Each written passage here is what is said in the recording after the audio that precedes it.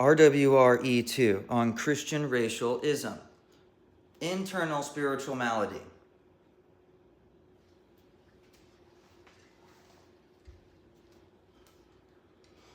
Christian racialism is a paradox bordering oxymoron, emphasis on the moron. Either Paul spoke truth or Christian racialism stands condemned.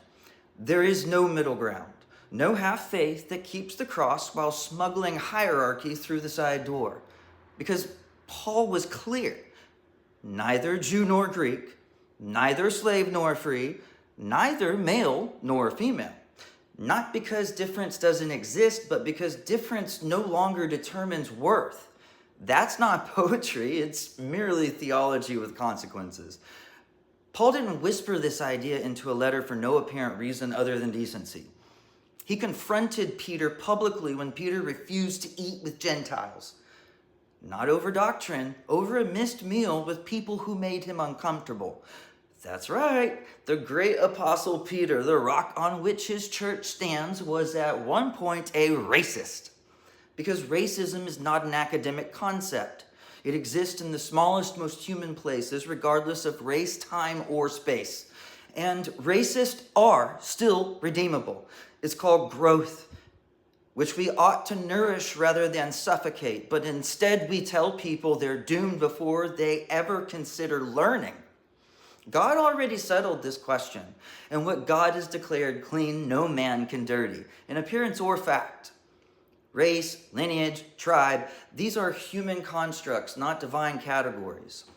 And here's where Christian racialism fails miserably. The moment Christianity is used to elevate one group over another, it stops being Christianity and inverts the very edict Christ declared on his kingdom. The last shall be first. The gospel does not justify hierarchy. It dismantles it. The cross does not reinforce bloodlines. It breaks them open. Christian racialism tries to graft egotism onto grace. It tries to smuggle superiority into a faith built on surrender. It dresses scripture with prejudice and calls it order. But the imago Dei is colorless, and the blood of Christ is an umbrella over ethnicity. If your faith can defend heritage but not dignity, you're defending the wrong thing. If you can love Christ but rank his image bearers, you haven't understood the cost of the cross. Race was born of fear, which has to do with condemnation, while perfect love cast out fear. But the gospel resurrected not as a tribal anthem, not as a nationalist manifesto, but as God's embrace of his creation. Not flattening difference, but making it irrelevant insofar as our instinctive inclinations toward segregation. There is no Christian racial version with racial supremacy. There is no holy hierarchy of skin. There's only grace. Unmerited, unranked, unowned, unpredictable grace. And if that makes you uncomfortable, good.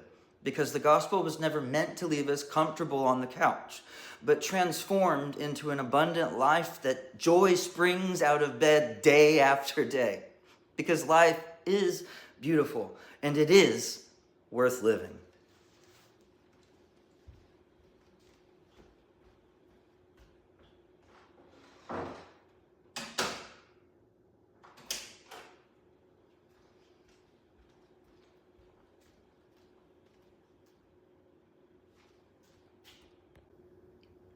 One quick thing, add to that.